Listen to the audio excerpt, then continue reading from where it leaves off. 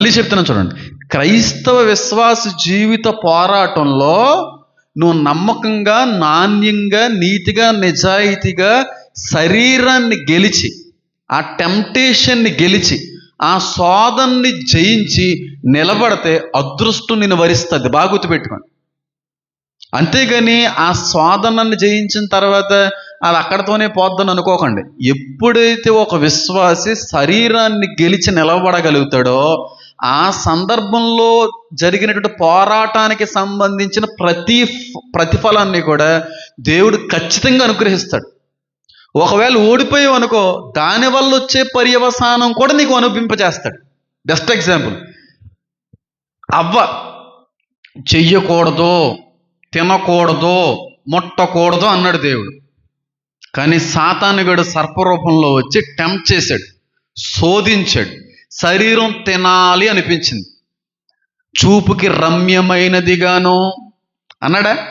ఆ మాట ఉందా? అంటే ఆకర్షించబడ్డాయి, పడిపోయింది. కడుపునకు తీయగాను అని అనిపించి వెంటనే శరీరాన్ని గెలిపించింది, ఆత్మానుసారంగా ఓడిపోయింది. దానివల్ల వచ్చే పర్యవసానం ఏంటి? గర్భవేదన. శాపాన్ని కోరి తెచ్చిపెట్టుకుంది. మళ్ళీ చెప్తున్నాను చూడండి, దేవుని బిడ్డగా మనం అవ్వడం అనేది రాసి పెట్టి ఉండాలి. దేవుని నమ్ముకోవాలి అన్నా సరే రాసి పెట్టి ఉండాలి. రాసిపెట్టి ఉండాలి. ఒక క్రైస్తవుడిగా నువ్వు మారాలన్నా అది రాసిపెట్టి ఉండాలి. ఆయన రాజ్యంలో నీకు చోటు రావడం అంటే చిన్న విషయం కాదు. అలాంటి గొప్ప అవకాశం నీకు అనుగ్రహించాడంటే దేవుడు చాలా అదృష్టవంతురాలు. అయితే ఈ భాగ్యాన్ని క్రైస్తవురాలుగా నువ్వు మారిన తర్వాత పోరాటం పెడతా ఉంటాడు దేవుడు. పోరాటం అనేది ఉంటుంది. ఈ పోరాటంలో ఓడిపోయి కొలిది శాపాన్ని వేల వేల లక్షల కోట్లగా నువ్వు తెచ్చిపెట్టుకుంటున్నావు అని అర్థం. ఈ శారీర సంబంధమైనటువంటి ఆత్మ సంబంధమైన పోరాటంలో నువ్వు ఎన్నిసార్లు అయితే ఓడిపోతుంటావో అన్నిసార్లు దానికి సంబంధించినటువంటి శాపాన్ని, పర్యవసానాన్ని పొందుకోక తప్పదో. అవే పొందుకుందే. నువ్వు పెద్ద గొప్ప వ్యక్తి అయితే ఏం కాదు. మళ్ళీ చెప్తున్నాను, పడిపోయానండి, ఇంకా జయించలేకపోయానండి, ఇంకా నా వల్ల కాలేదండి, ఇంకా అందుకే ముట్టేసుకున్నానండి, అందుకే తినేసానండి, అందుకే చేసేసానండి అని అన్న ప్రతిసారి దేవుడు నిన్నేం చేయడు. కానీ దాని వల్ల వచ్చే పర్యవసానం మాత్రం ఖచ్చితంగా అనుభవించాలి. అవ్వమ్మ అదే అనుభవించింది. అప్పటి వరకు లేని గర్భవేదన వచ్చి పడింది. నువ్వు ప్రసన వేదన పడతావు, అనుభవిస్తావు.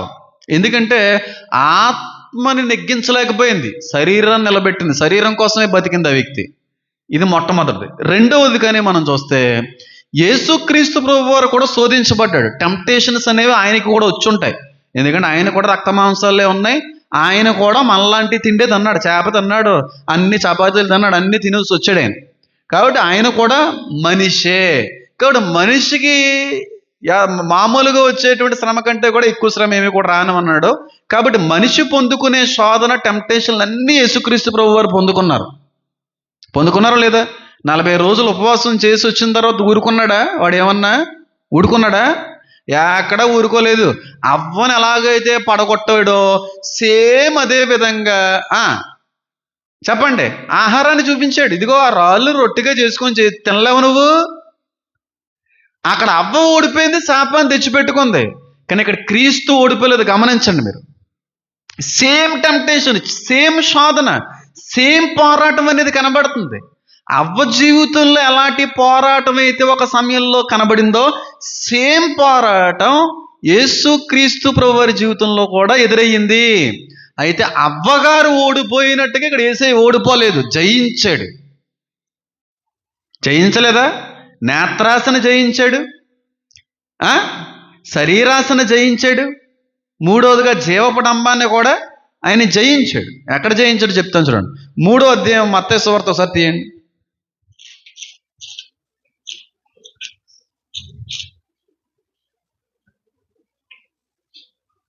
మత్తయి సువార్త 4వ అధ్యాయం 4వ అధ్యాయం చూడండి ఒకసారి. అప్పుడు యేసు అపవాది చేత,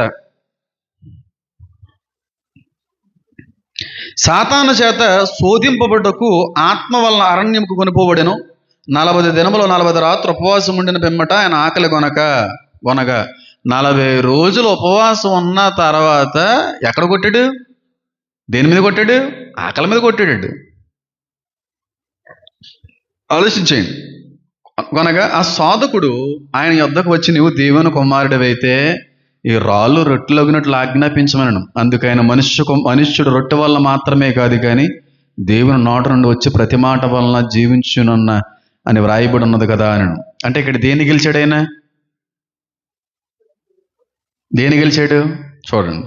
అంతటి అపవాది పరిశుద్ధ పట్టణముకు ఆయన తీసుకుని పోయి దేవాలయ శిఖరను ఆయన నిలవబెట్టి, చూడండి ఇక్కడ, నీవు దేవుని కుమారుడు అయితే క్రిందకి దుముకుము, ఆయన నిన్ను గూర్చి తన దూతలకు ఆజ్ఞాపించును,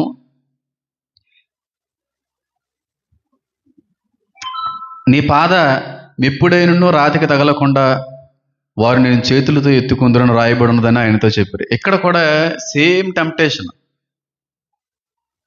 ఆయన గర్వించాడా? ఏసే గర్వించలేదు. ఆయన జీవపడంబాన్ని గెలిచాడు అక్కడ.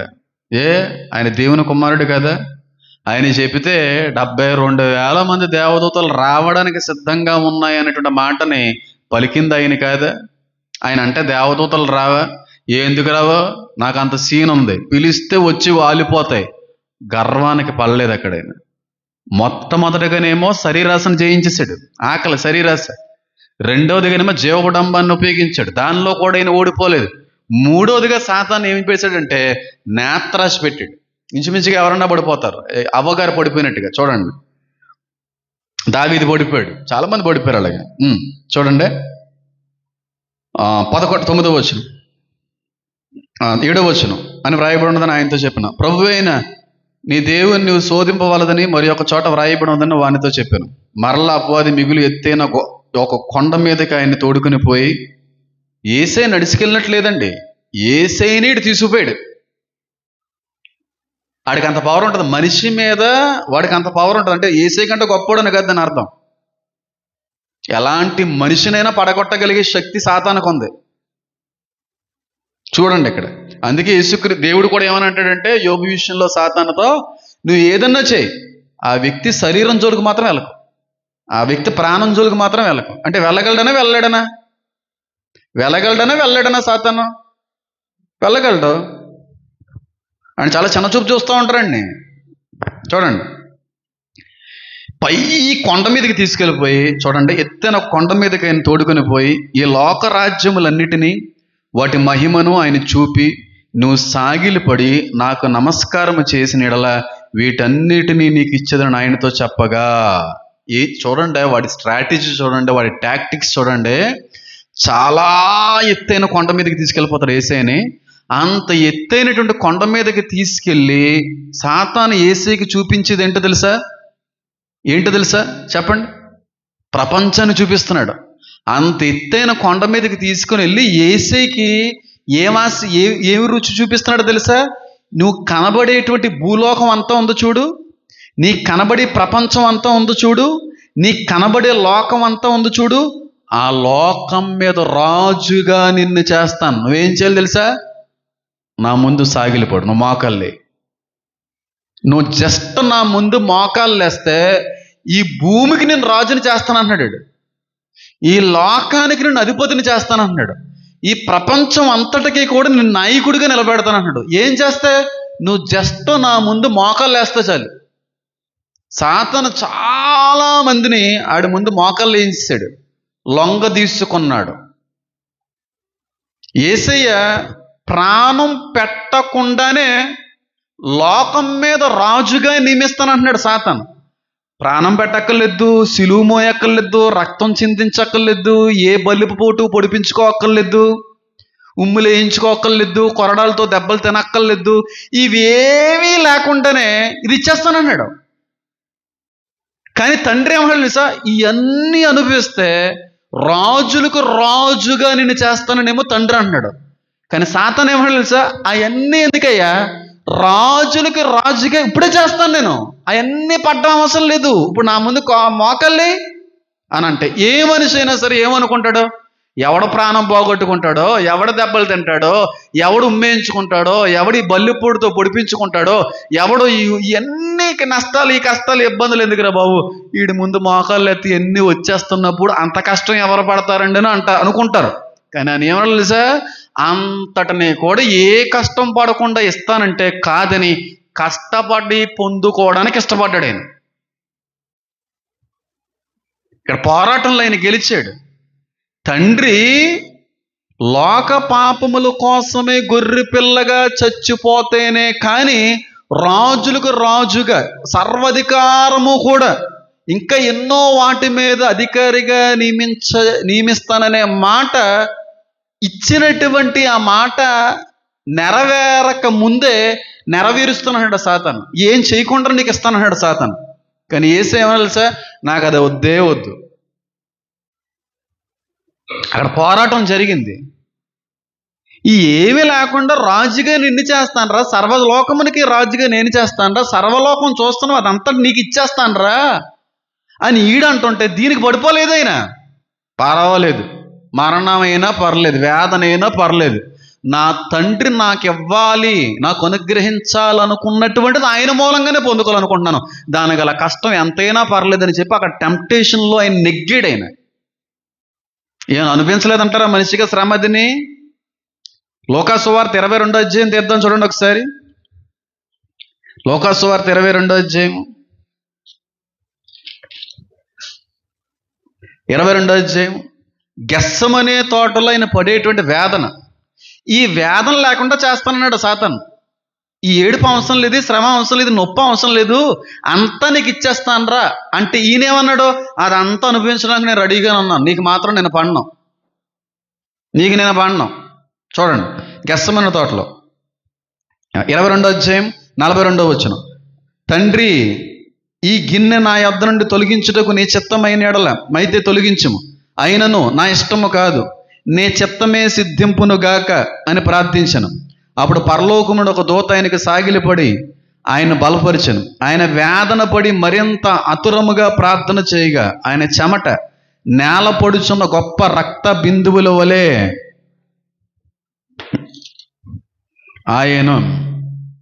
ఆయన చెమట రక్తముగా మారిందంట.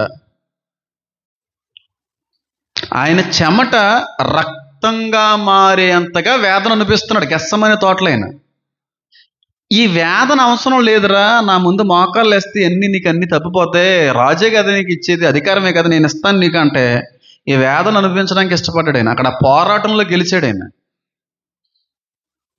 ఈయన అనుభవించేటువంటి దాన్ని ఏమంటారంటే, ఆ ఇబ్బందిని ఏమంటారంటే హెమట్రాడ్రోసిస్ అని పిలుస్తూ ఉంటారు. ఎప్పుడైతే ఒక మనిషి ఎక్కువగా స్ట్రెస్ ఫీల్ అవుతాడో, ఎక్కువగా ఒక మనిషి ఎప్పుడైతే ఎక్కువ బీపీ వచ్చేస్తుందో, ఎప్పుడైతే ఒక మనిషి ఎక్కువగా వేదన అనిపిస్తూ ఉంటాడో, టెన్షన్ అనిపిస్తూ ఉంటాడో, నలిగిపోతూ ఉంటాడో, అదొక రకంగా అయిపోతూ ఉంటాడో, అప్పుడు ఏ మనిషికైనా సరే రక్తం అనేటువంటిది చెమట రూపంలో బయటకు వస్తుందని చెప్పి శాస్త్రీయంగాను వైద్యపరంగా కూడా రుజువైంది. కొన్ని గ్లాండ్స్ అనేటువంటి ఉంటాయి మీ ముఖం మీద, ముక్కు మీద, ఈ నుదుటి మీద ఉంటుంది ఆ గ్లాండ్స్ అనేటువంటివి, ఆ నర్వల్ సిస్టమ్ అనేటువంటిది. మీరు ఎప్పుడన్నా కొంచెం బాగా మంచి రంగు ఉన్నారనుకోండి, సన్న సన్న సన్న నరాలు అనేటువంటివి కనబడుతూ ఉంటాయి చర్మం లోపల. మీరు చూసారు లేదు, చిన్న చిన్న పచ్చ నరాలు. అవి ఎప్పుడైతే ర్యాప్చర్ అవుతాయో, బరస్ట్ అవుతాయో, ఆ బ్లడ్ అంతా కూడా చెమట రూపంలో బయటకు వచ్చేస్తుంది.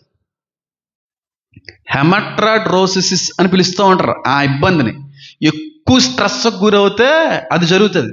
నీకు ఏం ఐడియా ఉందా? వాటిని ఏమంటారు ఆ గ్లాండ్స్ని? నాకు పగులుతాయి, బ్రేక్ అవుతాయి, ఏదో అంటారు తమ్మండి వాటిని, పిల్యూమరీ సంథింగ్, ఆ పిట్యూటరీ గ్లాండ్స్ సంథింగ్. అవి ముఖం మీద చిన్న చిన్న నరాల్లో చారలు చారలు చారలు చాలాగా ఉంటాయి. ఆయన ఎంత స్ట్రెస్ అనిపించాడో, ఎంత వేదన అనిపించాడో, ఎంత నలిగాడో, అంటే శారీరకంగా, ఎందుకంటే శారీరకంగా ఆయన వచ్చాడు కనుక ఆ శారీరకంగా అంత నలిగినా సరే ఆయన ఏమన్నా సార్ చివరి చేసి, నీ చిత్తమే సిద్ధింపబడును గాక. అలాగని చెప్పి ఆయన నలగలేదాని అక్కడ శరీరానికి ఆత్మకి క్రీస్తు విషయంలో పోరాటం జరగలేదనా? గెస్సమనే తోటలో ఆయన పోరాడింది ఎవరితో తెలుసా? సాతానుతో కాదు, శరీరంతో. గెస్సమనే తోటలో క్రీస్తు పోరాడింది సాతానుతో కాదు. సాతానుతో అంటారు కాదు, ఆయన పోరాడింది తన సొంత శరీరంతో పోరాడాడు. శారీరకంగా మరణ భయం కలుగుతుంది, టెన్షన్ పెరిగిపోతుంది, సిలివేస్తారు, అప్పచెప్తారు, పొడుస్తారు, నరకం చూపిస్తారు. ఈ శరీరం అంటుంది అవసరమా? అంత శిక్ష అవసరమా? అంత నలుగుడు అవసరమా? అంత వేదన అవసరం అని చెప్పి శరీరం ఏమో వద్దు వద్దు వద్దు తప్పించమని అడిగే తండ్రిని వెంటనే తప్పించేస్తాడు. అంటుంటే శరీరానుసారంగానేమో చిత్తమైతే గిన్నెని తప్పించు అని శరీరానుసారంగా అంటుంటే వెంటనే ఆత్మానుసారంగా ఏమన్నా తెలుసా? వద్దు ప్రభువా తండ్రి, ఇదే నీ చిత్తమైతే నీ చిత్తమే సిద్ధింపబడును గాక అని చెప్పి అంత టెన్షను అంత స్ట్రెస్ అనిపించడానికైనా ఇష్టపడ్డాడు. కానీ శరీరం ముందు మాత్రం ఆయన ఓడిపోవడానికి ఇష్టపడలేదు. అది ఉండాలి మనకి. అది మాదిరి అంటేనే. ఆయన పడినటువంటి పరీక్ష కంటే కూడా మనం పడేది పెద్ద విషయం ఇంకా చాలా చిన్నవి. ఆయన మరణ వేదన అనుభవించేంతగా పడ్డాడు శ్రమ. ఆయన శారీరానుసారంగా ఎంత వేదన అనిపించాలో, ఎంత పోరాటం జరగాలో అంత పోరాటం జరిగింది యేసుక్రీస్తు ప్రభు వారి యొక్క విషయంలో. గెస్సమనే తోటలో ఆయన పోరాడింది సొంత శరీరంతో. ఎందుకంటే ఆ శరీరం మరి భూమికి సంబంధించిందే కదా, మట్టి నుంచి ఆ తల్లిగారి యొక్క గర్భం నుంచి వచ్చిందే కదా శరీరం. పరలోక మహిమ శరీరం ఏమీ కాదు కదా, శారీరకంగా ఏర్పడింది గర్భంలోనే కదా. గర్భంలోనే నార్మల్ హ్యూమన్ బీయింగ్ అయినా. అందుకే తిన్నాడు, అందుకే త్రాగాడు, అందుకే మాట్లాడాడు, పడుకున్నాడు. మనకులాగే నిద్ర పట్టింది ఆయనకి, మనకులాగే ఆయన కూడా ఆ దాహం వేసేది. అందుకే ఉపవాసం చేసి వచ్చిన తర్వాత దాహం వేసింది అని అనలేదు ఆయన. ఏమన్నాడు? ఆకలి గొనెను. ఆకలేసింది ఆయనకి, శిలువ మీద దాహం వేసింది ఆయనకి, ప్రయాణంలో నిద్ర పట్టింది ఆయనకి, బాధలు ఉన్నాయి, వేదన అనుభవించాడు. శారీరానుసారంగా ఎన్ని ఉన్నాయి అన్ని అనుభవించాడు ఆయన. ఆ పోరాటంలో ఓడిపోలేదు, నెగ్గాడు ఆయన. ఆత్మని నిలబెట్టాడు తప్ప శరీరాన్ని మాత్రం నిలబెట్టడం. ఇది పోరాటం అంటే.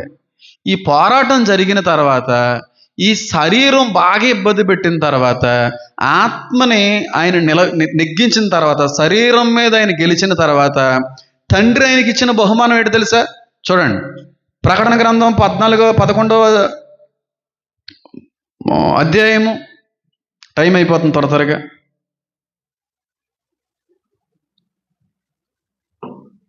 పదకొండో అధ్యాయము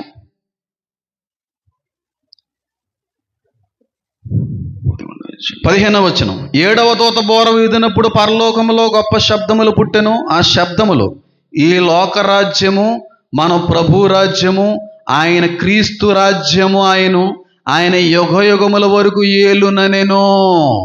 యుగ యుగముల వరకు కూడా ఏలేటువంటి మహా గొప్ప ఆధిక్యత తండ్రి ఇచ్చాడని. ఈ ఆధిక్యతని ఈ లోక రాజ్యం మీద రాజుగా నిలబెట్టడానికి ఎవరివ్వబోయాడు? సాతాను ఇవ్వబోయాడు. సాతాను ఇస్తానంటే కాదని తండ్రి ఇస్తానన్న దాన్ని కోరుకున్నాడు. అర్థమైందా?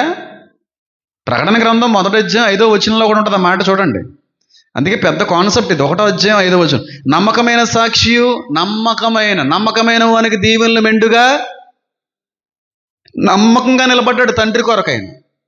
తండ్రికి ఇచ్చిన మాట మేరకైన నమ్మకంగా ఆయన సాక్ష్యాన్ని కాపాడుకున్నాడు. చూడండి, నమ్మకమైన సాక్షియు, మృతుల్లో నుండి ఆది సంభూతుడిగా లేచిన వాడును, భూపతులకు అధిపతియునైన యేసుక్రీస్తు నుండి రాజులకు రాజు. ఇవన్నీ ఎవరిస్తారన్నాడు? ఇవన్నీ యేసుక్రీస్తు ప్రభువారు మరణ వేదన పడకుండానే సాతానిస్తానన్నాడు. కానీ యేసు ఏమన్నా తెలుసా? నాకు వేదన కావాలి. తండ్రి మాట మీద నమ్మకంగా నిలబడినందుకొరకే తండ్రితో సమానుడే, కాదని అనట్లేదు. ఇంక పూర్తి తండ్రి యొక్క ఎన్నో అధికారాలు కూడా కుమారుడికి ఇక్కడ అప్పచెప్పబడినట్టుగా కనబడతాం. ఇప్పుడు చెప్పండి, కష్టపడకుండా కూడా వస్తాయి, కష్టపడితేనే వచ్చేవి కూడా ఉంటాయి.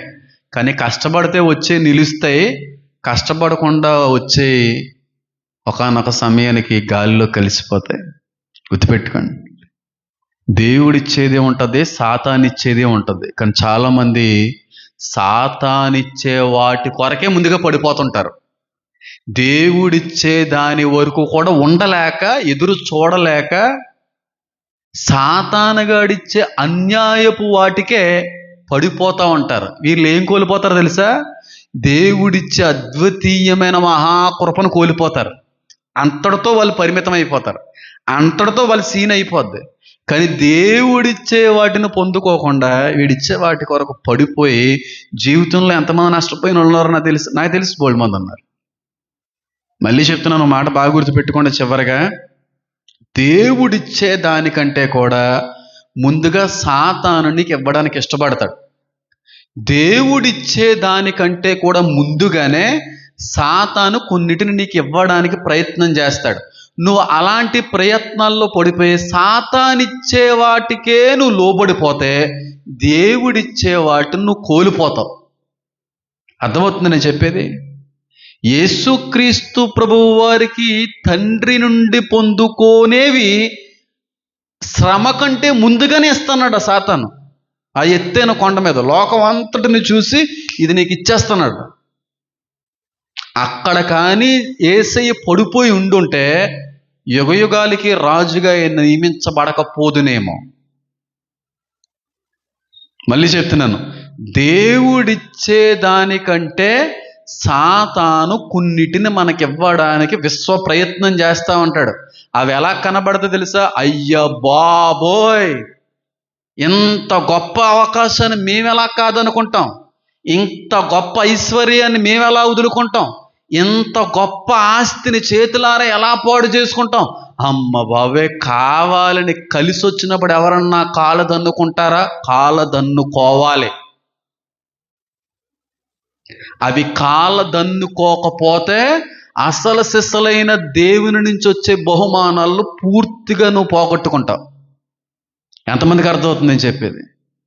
కానీ లోకంలో 99% మంది మొట్టమొదటిగా సాతానుగాడిచ్చే ఆటలకి పడిపోయి తృప్తి పొందేస్తూ ఉంటారు.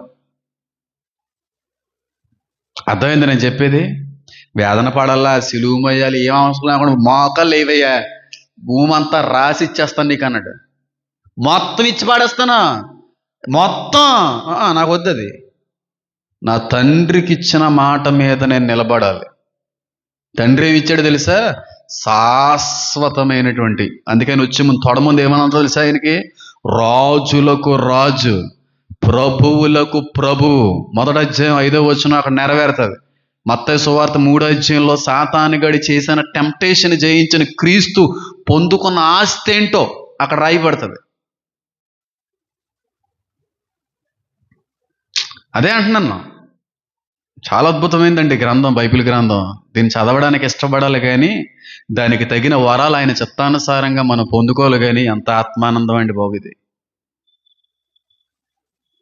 రాజులకే రాజు. సాతానుగాడు ఏమన్నాడు? భూమికి రాజుని చేస్తానన్నాడు. కానీ తండ్రి ఏమిచ్చాడు? రాజులకే రాజుని చేస్తాడు ఆయన. ఏది బాగుంది రెండాటిల్లో? సేమ్ ఇవే టెస్ట్లో మన జీవితంలో కూడా పెడతా ఉంటాడు దేవుడు. యోబు గారి జీవితంలోనికి సాతాను అనుమతించబడ్డాడు, వదిలేశాడు దేవుడు. దేవుడిచ్చేది ఎలా ఉంది? యోబు సంపాదించుకుంది ఎలా ఉంది? పోగొట్టుకున్నాడు. దేవుడిచ్చాడు, దేవుడు తీసుకున్నాం, అక్కడతో అయిపోయింది. నీ చిత్తమే సిద్ధింపబడునుగాక అని అన్నాడు యోబు యేసుక్రీస్తు ప్రభు వారులకే. అంటే ఆ పదం ఉపయోగించలే కదని ఆయన భావనది. పొందుకున్నది ఎలాగుంది? డబల్కి డబల్ ఉంటుంది. దేవుడిచ్చేది డబల్ ట్రిబుల్ ఉంటుంది. సాతానుగాడు ఇచ్చేది ట్రిబుల్లా కనబడే సింగిల్ థింగ్, అది కోట్లలా కనబడే అనాపైసది. కానీ దేవుడు ఇచ్చేటువంటిది అనాపైసలా కనబడే మహాకోట్లవి. అదే పోరాటం అంటే. క్రైస్తవుడికి ఎప్పుడూ పోరాటం ఉంటుంది. ఇంకా మీ జీవితంలో పోరాటాలు లేవా? మంచి చెడు చూడ్డాలో, జాతకాలు చూడ్డాలో, రాశులు చూడ్డాలో. ఆ పోరాటంలో నువ్వు ఓడిపోతున్నావా? అయితే ఆయన ఇవ్వాలనుకున్నది నువ్వు పొందుకోలేకపోతున్నావు. చేతులారా పోగొట్టుకుంటున్నావు, శాపాలు తెచ్చిపెట్టుకుంటున్నావు. శారీరక సంబంధమైన టెంప్టేషన్లో పడిపోతున్నావా? ఆయన ఇవ్వాలనుకున్నది నువ్వు పొందుకోలేకపోతున్నావు. చిన్న చిన్న నాటికి తృప్తి పడిపోయి ఆ చాలే అనుకుంటున్నావు. దేవుడు ఇవ్వాలనుకున్న ఇల్లు వేరు, దేవుడు ఇవ్వాలనుకున్న ఆస్తి వేరు, దేవుడు ఇవ్వాలనుకున్న ఉద్యోగం వేరు, దేవుడు ఇవ్వాలనుకున్న ఐశ్వర్యం వేరు.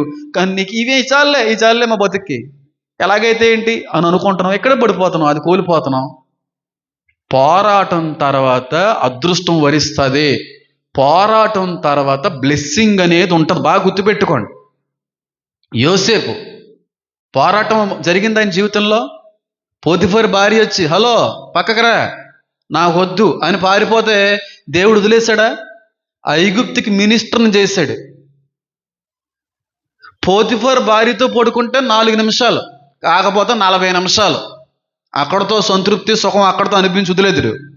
కానీ దేవుడు ఆయనకి ఆయన వెంట వచ్చే తరాలకే శాశ్వతమైన రాజ్యాధికారం ఇచ్చాడు. ఐగుప్తు మీద ఏకంగా మినిస్టర్ని చేశాడు దేవుడు. ఎప్పుడు? ఈ పోరాటంలో నెగ్గితే. ఈ పోరాటంలో ఓడిపోయి ఉండుంటే యోసేపు సుఖం పొందుడు, తృప్తి పడుతుడు, కొన్ని నిమిషాలే మళ్ళీ మామూలు అయిపోతుడు. లేదు మళ్ళీ అదే రిలేషన్లతో తర్వాత కూడా సుఖం వద్దును, క్షణికమైన సుఖం. కానీ దేవుడు ఇక్కడ నెగ్గినందుకు, ఈ టెస్ట్లో పాస్ అయినందుకు యోసేపుకి ఏమి ఇచ్చాడు? ఐగుప్తు మీద అధికారం ఇచ్చాడు. అలా ఉంటుంది దేవుడి. ఈ రెండిట్లో నీకు ఏది కావాలి? అందరూ కోరుకునేది పోతిఫర్ భార్యనే, అందరూ కోరుకునేది సాతానుగడిచ్చే రొట్టెనే, అందరూ కోరుకునేది అవ్వ దగ్గర జరిగినటువంటి పండునే. ఆయన ఇచ్చేది ఇంకోటి ఉంది, అది ఎవరికి కనబడదు. నువ్వు నెగ్గితే కనబడుతుంది. ఈ పోరాటంలో నువ్వు విజయాన్ని పొందుకుంటే కనబడుతుంది. అంతేగాని టెంప్టేషన్స్కి పడిపోతూనే నువ్వు ముందుకెళ్తే నువ్వు చాలా కోల్పోతున్నావు అని అర్థం. ఎంతమందికి అర్థమైంది నేను చెప్పింది? ఎప్పుడు గుర్తుపెట్టుకోండి, పోరాటంలో నెగ్గితే దేవుడు విడిచిపెట్టేవాడు కాదు. పోరాటం తర్వాత వచ్చేదే అదృష్టం. అదృష్టం వరించాలి అంటే సొలొమోను అన్నట్టుగా నువ్వు పోరాడాలి. యేసుక్రీస్తు ప్రభువు వారు నేర్పించింది అదే. నేను లోకముని జయించిన ప్రకారము మీరును జయించగలరు. ఎందుకంటే నేను మీలాగే మానవ అవతారిగా శరీరానుసారంగా పుట్టాను, పెరిగాను. మీరు తిన్నాయి, నేను తిన్నాను. నేను జయించినప్పుడు మీరు ఎందుకు జయించలేరు అంటాడు ఆయనది. డబ్బు జయించాలి, ఆస్తులు జయించాలి, అంతస్తులు జయించాలి, గర్వం జయించాలి, కులాన్ని జయించాలి, ఇలాంటి మూఢనమ్మకాలు జయించాలి, వ్యామోహాన్ని జయించాలి. ఇవన్నీ జయించావా లేదా అనడానికి చాలా రకాలైన పరీక్షలు ఎదురవుతూ ఉంటాయి. ఆ పరీక్షలో నువ్వు నెగ్గుతున్నావా లేదా? ఒకవేళ నెగ్గితే బాగా గుర్తుపెట్టుకో, అదృష్టం కలిసి వచ్చే రోజు దగ్గరలో ఉంది. అది ఎవరు నిన్ను కాపాడలేరు. ఎవరు కూడా దాని నుంచి నిన్ను తప్పించే ప్రయత్నం చేయలేరు. పోరాటను కూడా నువ్వు కోల్పోవు, 100% పొందుకుంటావు. ఒకవేళ నీ పోరాటంలో నువ్వు ఓడిపోతే, సాతానుగాడు ఇచ్చిన దానితో సర్దుకుంటే చాలు అని అనుకుంటే, నువ్వు కూలిపోయేది చిన్నది కాదు, మహా గొప్పది.